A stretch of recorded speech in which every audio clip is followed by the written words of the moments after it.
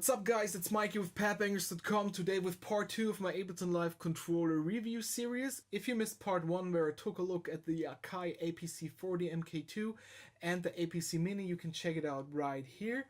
Today we're gonna have a look at the Novation line, starting with the Novation Launchpad S, its little brother the Launchpad Mini, as well as the Launch Control.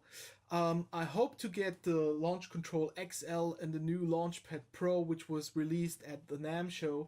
I hope to get them soon, but that's it for now. We're gonna check out these devices and see how they compare with the Akai products. So let's get started.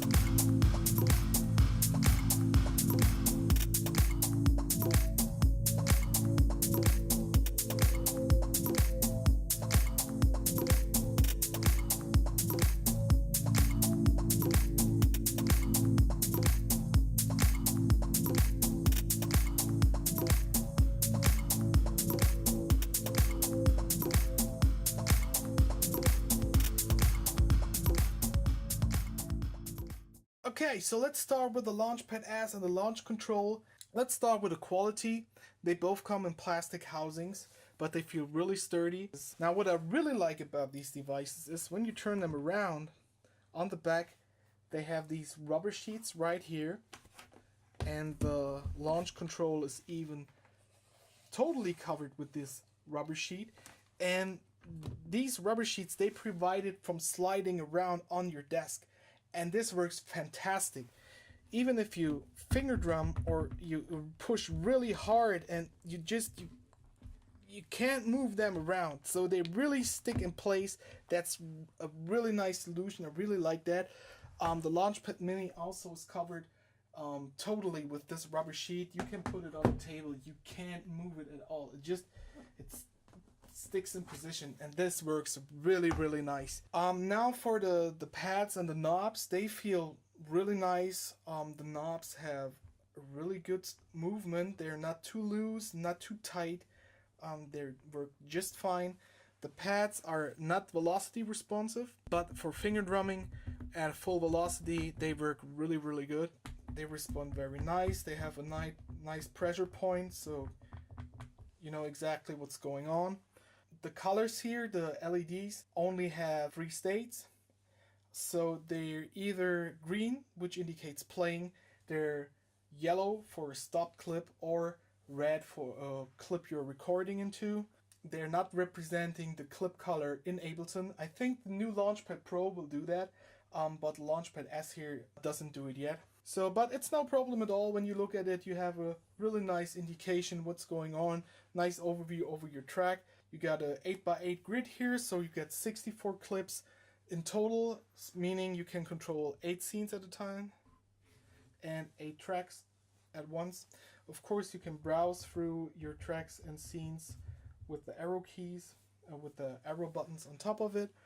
You got a view for your session, and you got a mixer view where you have an indication of what's going on. You got the stop buttons, you got your mute or bypass buttons, you got solo buttons, and you got record arm settings right here. You can also put it in different modes. So now this is the volume mode. Of course, this is a grid layout, so you can't fine adjust the volume. It's only there if you really want to make some quick adjustments for, let's say, muting it and bring it back in, or just lower it a little bit. But as you can see, it's stepping through the volume here. It's not very accurate, so nothing you want to do when you're mix or something like that. Same for pan. You can quickly pan it totally to the left or right, but it's nothing that works with fine adjustments. Same for send A and send B, but that's where the launch control comes into play. With the knobs, you have a very fine sensitivity here, and you can dial in the values you want to have pretty good.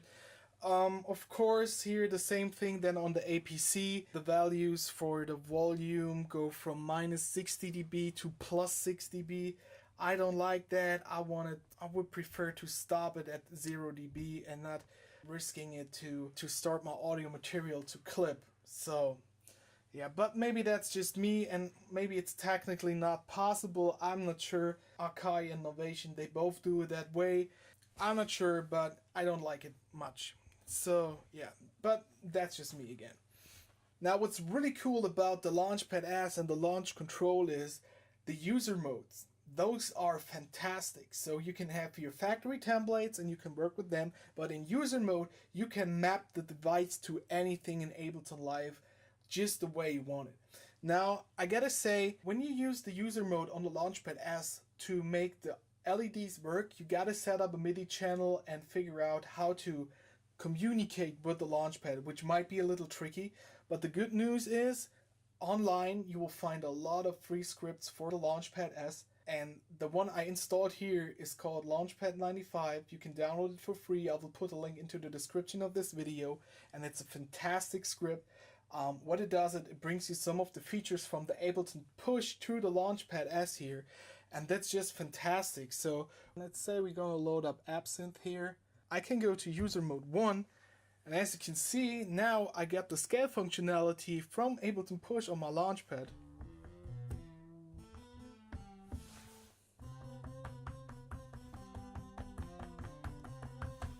And this is just fantastic.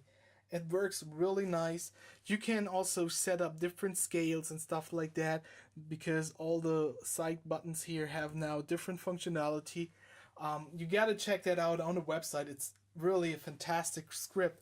Also, when you download a drum rack, let's load up. Yeah, let's load this up. And as you can see now, I got my drum section right here where I can play that. And even better, if I go now to user mode 2, and I think I gotta set up a MIDI clip first. Yes, exactly. And now I got the Arpeggiator function from Ableton Push on the Launchpad. Exactly the same features. You can set up your the length of the pattern from the controller. You got your drum selection right here, and you can just play it back, and it's just fantastic. And also the user mode on the launch control works very well. There's also an editor available where you can set it up just the way you want it with all the MIDI settings and stuff. And this is really where I love this thing right here, because for mixing I prefer faders and knobs combined, so maybe the Launch Control XL would be perfect for me for mixing. But the Launch Control in user mode, you get so many options to map it just the way you want it. So yeah, both devices work very well combined with the flexibility of the user stuff. I'm really excited about them. Now for the Launchpad Mini, I don't have to say much because it covers all the functionality from the Launchpad S. It feels just as good as the Launchpad S. Maybe, honestly, I feel the surface here, this plastic, feels even better than the bigger brother. Maybe it's because it's a newer line. It comes with a micro USB instead of one of the big USBs here. So it's really slim, it's really portable. It also gets the rubber back so it won't slide around, and the functionality is just the same. Due to the size, you don't have any labels here, but you can easily put stickers on it, and I think that there's enough space. And the good thing is also the user scripts work with the Launchpad Mini. And actually, with the functionality of the user scripts with the Launchpad 95, you can use here. If you're on a budget, and my recommendation would be an APC Mini combined with the Launchpad Mini with the user scripts. This means a lot of fun, a lot of control, and a lot of flexibility. And again, you can chain these. You can use up to 4 devices in Ableton Live with the pre-made scripts. So you can also use like two Launchpad Minis and a launch control. You can really make your perfect setup. Alright, so let's come to a verdict of the Novation Launchpad series, at least at the Launchpad S, the launch control, and the Launchpad Mini. Let's start with the Launchpad S. Really fun device. The pros are definitely the rubber pads on the back, which prevents it from sliding around. All the devices have those. The new devices, the launch control and the Launchpad Mini, already have their full back covered with this material, and they work fantastic. The buttons are nice. They have 4 color states, so not the full color range, but the newer one, the Launchpad Pro, will have these features. So, but it's not a problem. You can easily see where you're at in your track, and that's what it's about. You got a lot of functionality. I really love the ability to use user scripts and map these things out just the way you want it. It makes it really flexible and make them work for you. Besides that, it's really easy to jump on them and learn these things. The mapping is really easy.